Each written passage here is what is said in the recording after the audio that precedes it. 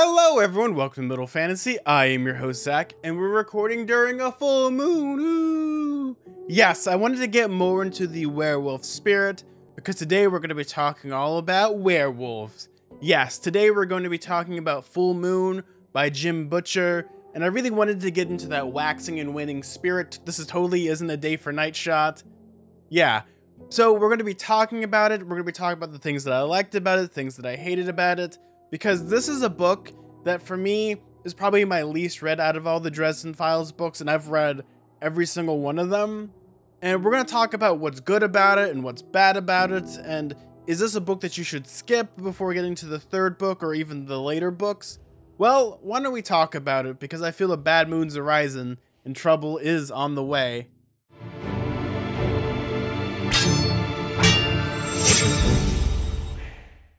Okay, I'll stop with the moon puns. It's really easy.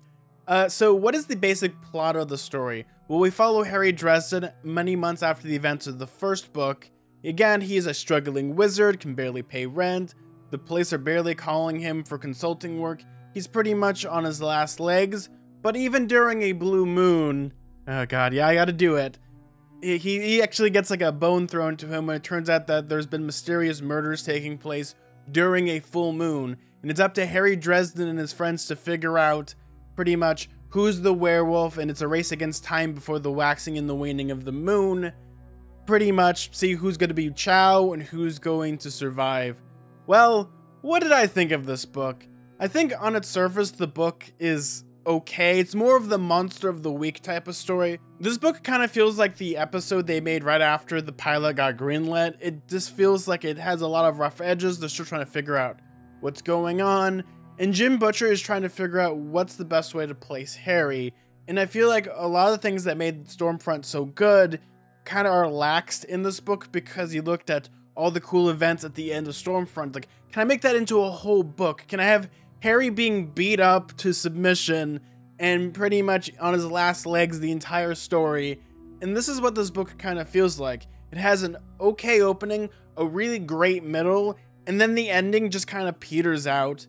And it is a book that I think is a growing pain, but it's a necessary growing pain, because once you get to the other books, it actually takes this formula of what we have here, and Jim Butcher really figures out what's going on with this. Though, when it comes to this book, because I don't want to compare it to the other ones, does this book stand out by itself? At times it does, but at other times it feels very weird and wonky. I think the best way to describe the descriptions for this book is visceral. Out of all of the books in the Dresden Files, this is the most gruesome and the most goriest, because how Jim Butcher really leans into the whole... I'm going to show how people are being eaten by werewolves. I'm going to show how people are being clawed up to bits. And at times, it's almost like you do like a 180 at times, because the first book does have those moments. But this is where he like really leans into it. Though, when it comes to this book, what I liked about it were the characters. This is primarily a character piece. We are more used to Harry as a character. We understand like his inner workings. We understand Karen Murphy. We understand the whole world. And this is more like exploring it, but also at the same time, you're not learning much more, but you're learning the inklings of the universe. You're learning the inklings of Chicago. You're understanding the inklings of what's at stake here. And at times, it's fascinating, but at other times, again, it feels very lax. I think the best way to describe this book as well is that it's very open-ended, because the mystery is so lacking. I feel like Harry Dresden like stumbles upon the mystery, but actually that's kind of the funny thing is he doesn't do any detective work really, except for the very beginning. Everything else he kind of solves, and that becomes kind of a major issue within this book that makes it fall apart, is that it's less about detective work and more like, I'm a wizard with a gun, what can I do? And that becomes a problem a little bit. Though, are there good parts about this? Yes, again, characters are really fantastic. Though, I think the supporting characters are what lacks. I had a hard time with like Susan and all the werewolves and the FBI agents. But I think the cornerstone of this book is Harry and his relationship with Karen Murphy. And that's the fun stuff about this book, is the almost a cat and mouse type of chase that they have, where Harry's pretty much on the run the entire time.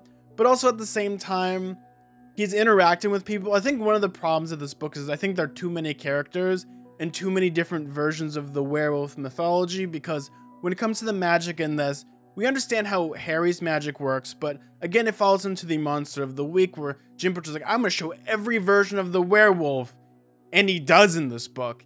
And it comes to the point of where you're like a little confused, like, okay, which werewolf is this one and this one? What's the difference between a Lugaroo and a Hoxenwolfen and just a regular werewolf? And you see that throughout this narrative. And I found that to be a little hard, whereas in the first book, we understood the stakes, like, okay, when there's a storm, bad things are going to happen. Whereas here, the full moon can activate and you have certain werewolves that will turn into wolves, and then you have other ones that can shapeshift and turn, and this is where things become more convoluted, and I found that to be a kind of a problem with it. Rather than just having one person that turned into a wolf, or maybe two people, you kind of have that hard time, and when you're reading through the book, you really need to be paying attention to the different versions, because that's kind of the thing, is it's so convoluted. Like, there's so many werewolves in the story that you're just like, oh my gosh, why is this? Though, did it deter from the story? Not really. I did like the werewolf stuff, not to say that it was bad. It's just very convoluted. All the mythology, all the stuff that you learn about them, it's fascinating and great, and I love that type of stuff. Though, I think one of the problems that the story kind of lacks is that it doesn't know where it's kind of going a little bit. I feel like when it comes to the story, there is like 30 C plots and one A plot, where the A plot is Harry's trying to figure out who's killing all these people. But then there's like a bajillion other things that are happening, and at times you're just like, what's going on? Though, what anchors this whole story is Harry, because, you know, you're in his head, you're getting his narrations, and that stuff really does work, and all the trials and tribulations that he goes through. I mean, the middle part of this book is so solid that I'd love to see this adapted live action, but the first beginning and the end of it is so not fun that you're like skipping through pages. But when you get to all the werewolf stuff in the middle of the book, that's where this book really does shine. I found the plot with the bad guys to be really like head scratchy, because they never explain, like they do explain, but they don't quite explain enough for it to make sense of the whole plot. Again, it's supposed to be a kind of a mystery story, but also urban fantasy. But I feel like there's so many loose strings attached in this book that aren't picked up for quite a while, that the problem with this book becomes that it's a very loose, stringy type of book.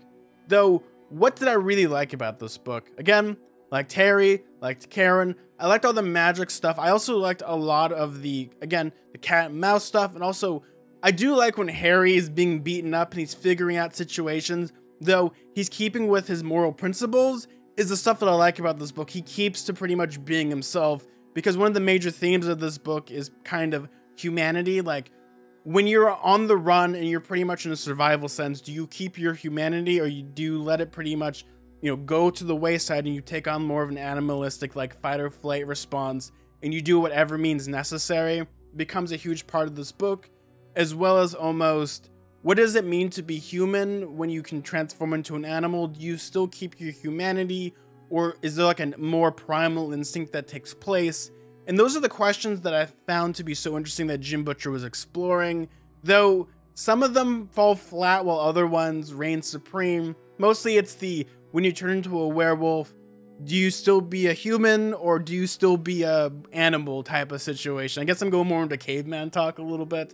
Though, this book isn't a bad book. I feel like a lot of the problem is it's paced in a weird way, whereas when you come to Stormfront, it's paced in a very much like you have the mystery part, and then the end of it is kind of solving everything, so it's a race against time.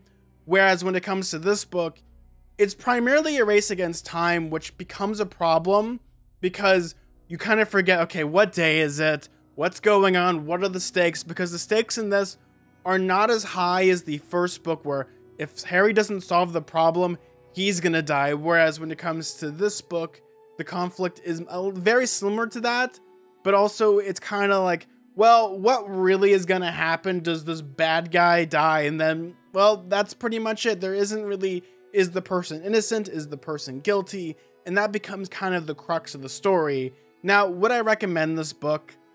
I would, but only if you decide to read it, if you're going through it chronological order. You can pretty much skip this book because a lot of the events they do have a payoff later on in the series a little bit, but this isn't like a necessary read. You can kind of skip around with this one just a little bit because there's just enough that you can pick up the pieces in the other books.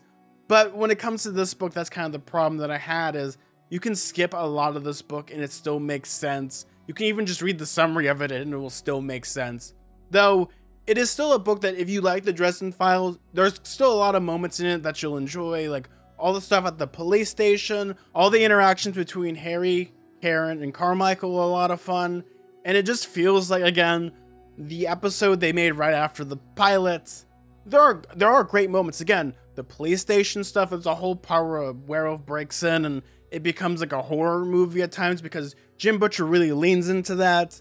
And then there's other moments where you're getting mysteries to, Harry's lineage, and you're getting mysteries about what does he do on his off time? What do people do when he's not in the room?